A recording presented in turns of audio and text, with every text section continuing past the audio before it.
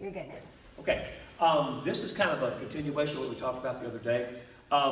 Religion is a social issue.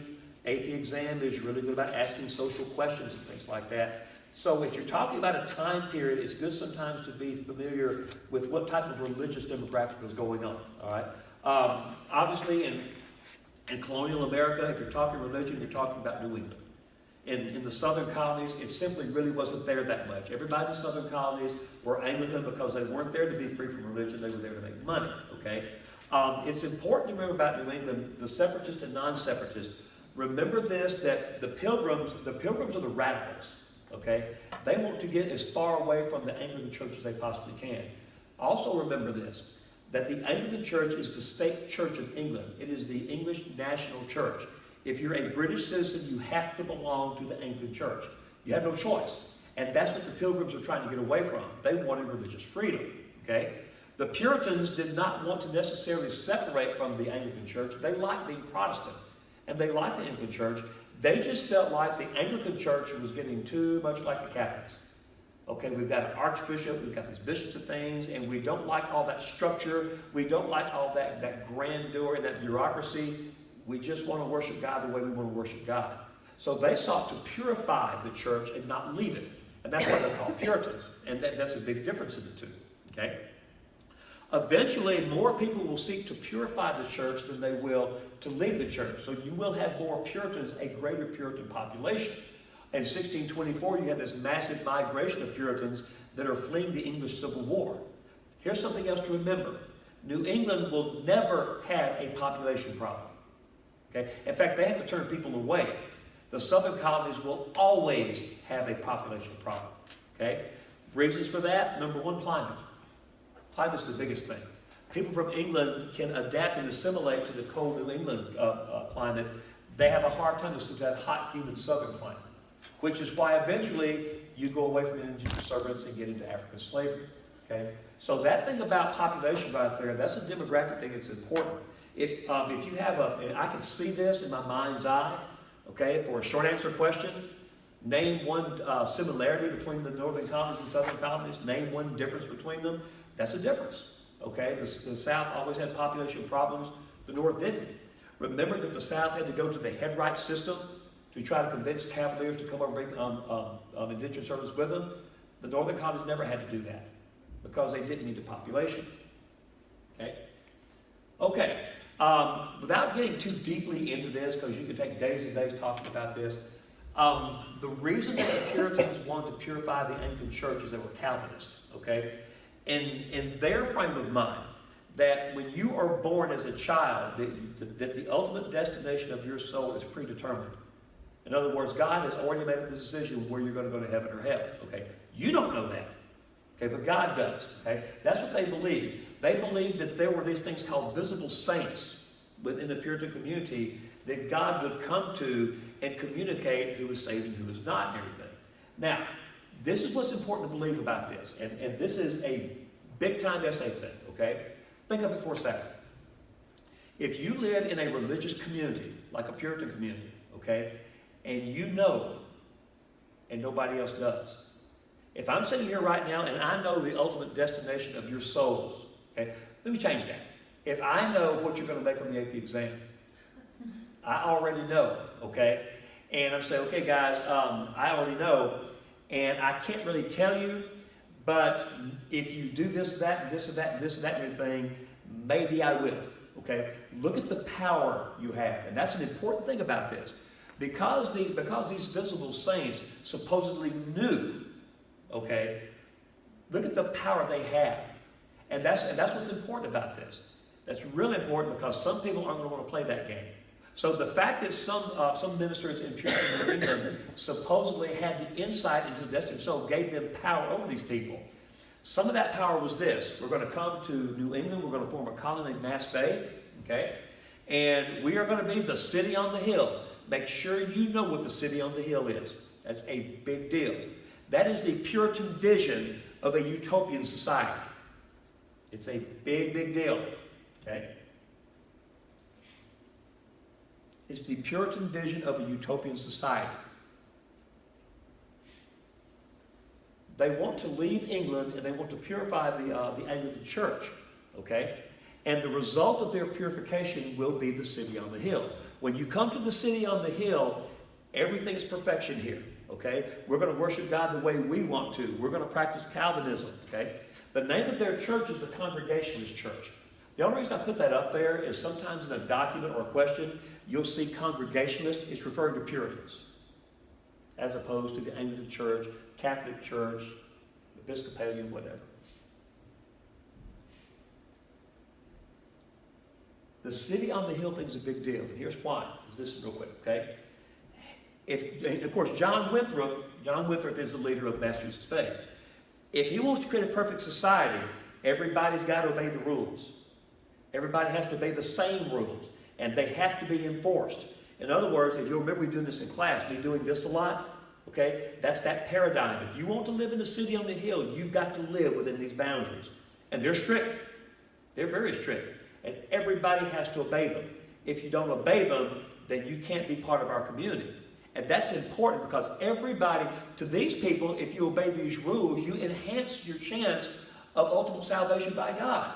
So come to the city on the hill, the city we're going to build for the whole world to see. Come here, abide by these rules, live in Mass Bay, and that will be a perfect society. Okay, that's an important concept to keep because, again, it enhances the power of the leaders of the community. It is a theocracy. It is a religious government.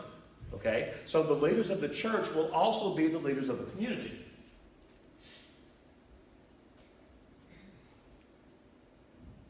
It was repressive. And another thing about this, it was incredibly intolerant. They didn't put up with any type of diversity whatsoever. If you were a Quaker and you stumbled into Puritan territory and they found out, they would execute you. It was extremely intolerant.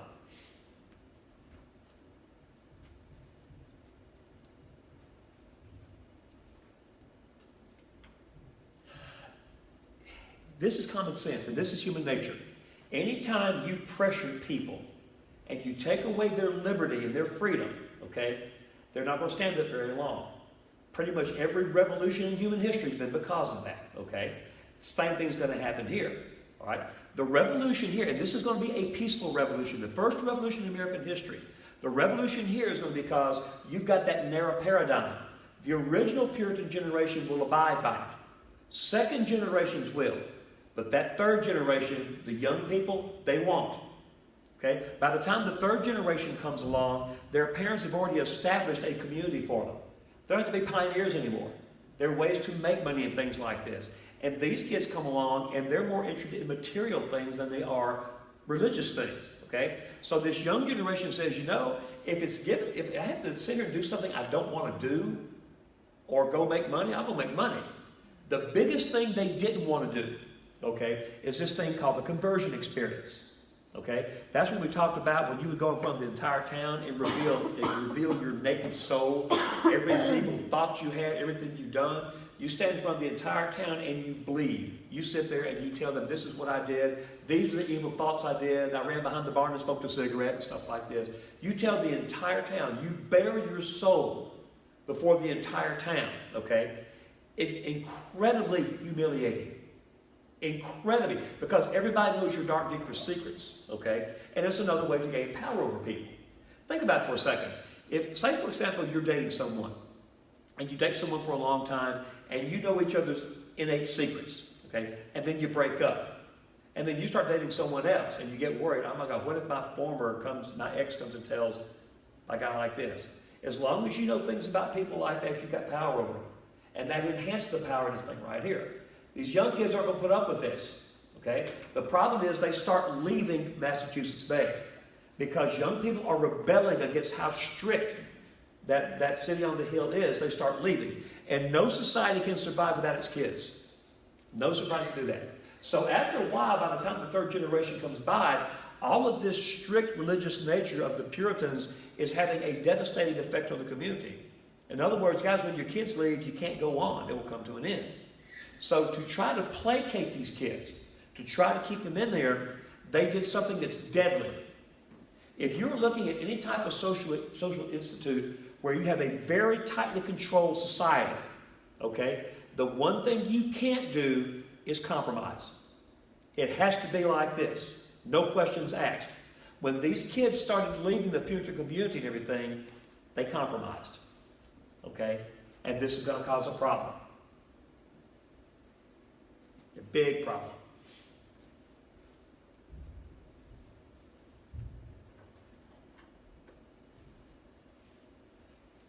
The halfway covenant was the deal that the Puritan leadership made with these young Puritans.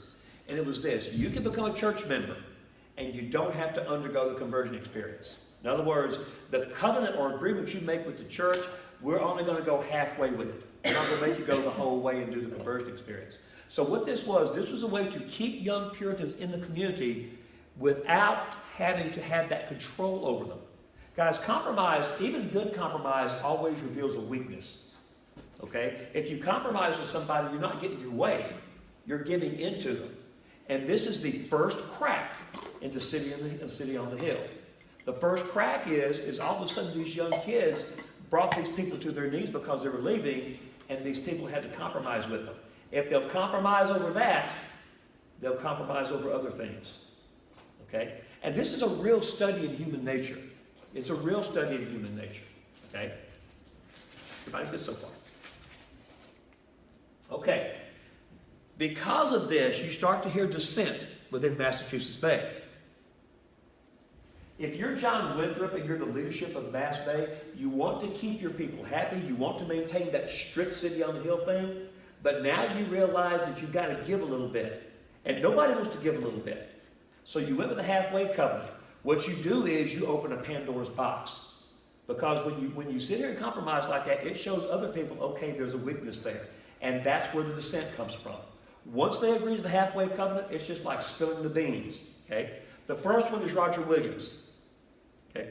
A lot of these people, and always remember that a colonial America had a major effect on the United States of America later on. This one especially. Okay? Roger Williams was one of the elect. He was one of the visible saints. He was a high-ranking member of the community. The problem he had was this, that there are two entities we're dealing with here in Mass Bay. God and man. That's it. God's infallible. God is perfection. God is purity. Man is just the opposite. And the problem we're having is this, is we're sitting here taking our church, our faith in God, and we're mixing it with politics, which is one of the most evil things around. So because you have a religiously run state, a theocracy, he said, this isn't going to work. We've got to separate. We've got to have separation between church and state. That's important. That's the concept he's talking about. You cannot pollute the purity of God with the very base greed and avarice of politics. So he's the first guy that starts talking about separation of church and state. Had he said that in England, he would have been executed. Because there is a state church in England. Okay? And obviously the reason it's important to us is read the First Amendment. Okay? There is no national religion in the United States. And that's something that grew, but he's the first one that voiced it. Okay? So because of that, he's banished to Rhode Island. Okay? They're going to banish him to Rhode Island, out of sight, out of mind. You can't be a citizen of Mass Bay anymore. When he gets there, because he is a dissenter, the entire community of Rhode Island will be for dissenters. A lot of people will start leaving Mass Bay and going to Rhode Island because they can have more freedom. One thing to keep in mind, and guys, this is important because it talks about how people can use religion to manipulate, which obviously hasn't changed, okay? That's what happened here, okay? You've got and guys, people like John Winthrop, they weren't greedy dictators that wanted to. They believed in what they were doing. They believed in God. They wanted to maintain the purity of their community, okay? The problem is that Roger Williams was right. When you sit here and take the basic greed and avarice of mankind and you start to bring God into it, that's not going to work. It's not going to work, okay? So Roger Williams will create a community where people who don't agree with that ethos have somewhere to go now, okay? Which brings us to my favorite. I love Anne Hutchinson, okay?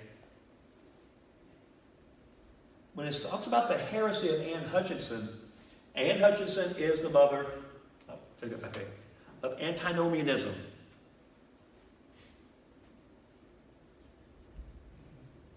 She's a woman. She's probably the first great female radical in American history. If you live in a society like Massachusetts Bay, and you have these very strict rules, you can pretty much imagine what a woman's role is. Okay, have babies, feed me, that's about it. Okay, in other words, women in Puritan society were pretty much a replication of Eve in the Garden of Eden. And that's where you're supposed to stay, okay? Women are never supposed to question men. They're never supposed to question the orthodoxy of the Puritan church, okay? She did, okay? What she did was this, and guys, I don't want you to write this down because I think this is probably, you won't have to know this for the test, but it's the issue of the covenant of works and the covenant of grace. It's important to know the difference in the two.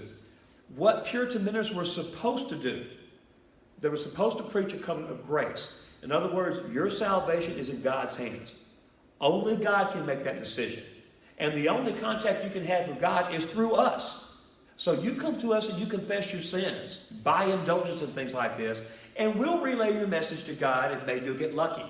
Okay? So in other words, in the covenant of grace, God is the arbiter.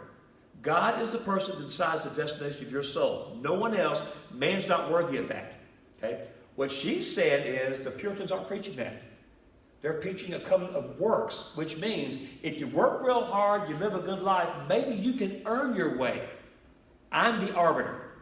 Okay? So covenant of works says that the visible saints have a say-so in the destination of your soul based on your good works. That's what she said. She said this is wrong. She's the one that pointed out that all these ministers and things, all this is a power grab. All you're doing is increasing your control over your people. And she said that, okay, which means she was blaspheming. So knowing why she was arrested is an important thing. She questioned the existing orthodoxy of the Puritans, okay? This is why this is important, okay? Look what you've got here, these two people. You've got a separation of church and state. Now you've got religious freedom. These are very basic to our culture today. Okay? Did she hold Bible studies? Yeah, in her house. She held Bible studies and they didn't like that she was like reading the Bible and a female was... Because women weren't supposed to do that.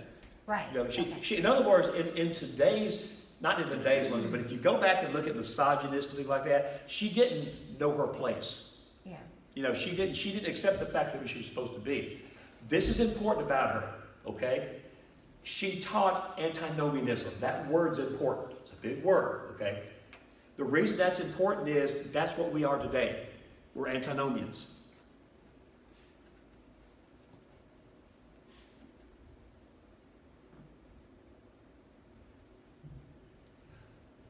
Antinomian is simple. It means that each individual has the right to have their own personal relationship with God. You don't need to go through a priest. You don't need to go through a bishop. If you want to talk to God, hit your knees and pray. So antinomianism is a purest form of religious freedom. That's what's important. That each individual has the freedom to communicate with God. And that's why they excommunicated her and why they kicked her out of the colony.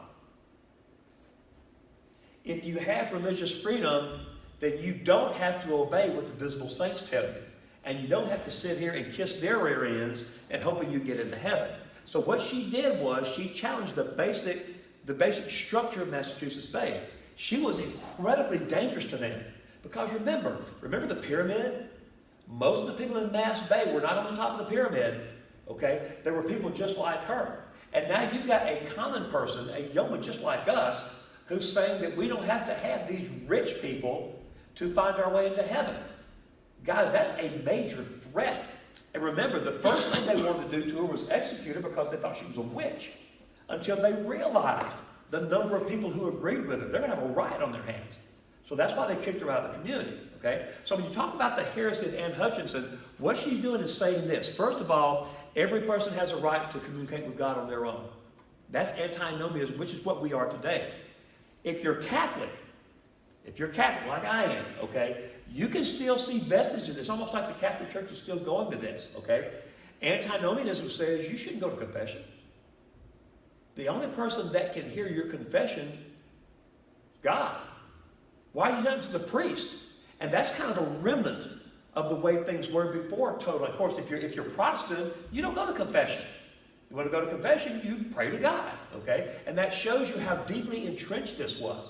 So antinomianism is the very basis of religious freedom. Again, separation of church and state, religious freedoms, two of the basic concepts of the United States Constitution. That's an important thing to know. If you can point that out, that'll get you points. Okay. Thomas Hooker is kind of the one people don't think about a lot.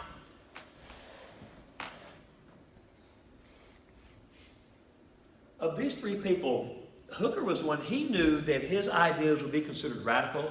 He knew he would probably eventually be banished from Massachusetts Bay. So he left on his own before they had a chance to banish him. Okay? He went and founded Connecticut. Well, he did. And the reason it's important is he said, okay, this issue of church and state, I agree with Brother Williams here. Okay? But the problem is where does church end and where does state begin? We are a religious community. We're going to have religion in our government. So to delineate this, we're going to write a constitution.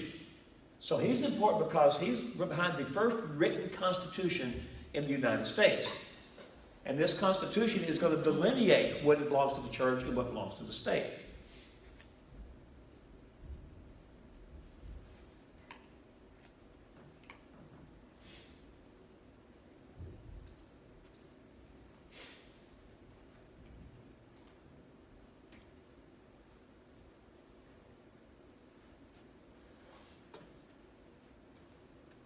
Look at what you've got written down we just talked about, okay? When you read over this stuff, right, try to imagine questions you would see, okay?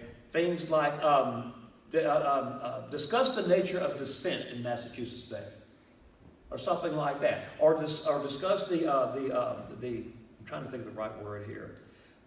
Examine the weakening of the city on the hill, okay? The first track was a halfway covenant. Okay? And then the more and more you have that, then the more people will speak their minds. Okay? What led to the demise of Massachusetts Bay? So when you think of things like that, it kind of brings this stuff to mind. Even if you don't want to remember their names, remember what they taught. That dissent in Massachusetts Bay resulted in greater beliefs in religious freedom. Okay? Or the separation of church and states, or codifying a set of laws to delineate between church and state. That's how you study this stuff. Take this stuff and see how you might apply it.